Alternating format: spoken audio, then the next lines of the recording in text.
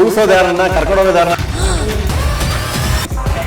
ಹೊರಗೆ ಹೋಗುತ್ತಿರುವಂಗೆ ಹಂಗಾರೆ ಮನೆ ಒಳಗಡೆ ಬರಲ್ಲ, ಕರ್ಕೊಂಡು ಹೋಗ್ತಿದ್ದೀವಿ. ನಿಮ್ಮೆಲ್ಲರಿಗೂ ಈ ವಾರದ ವಾರಾಂತ್ಯಕ್ಕೆ ಸ್ವಾಗತ.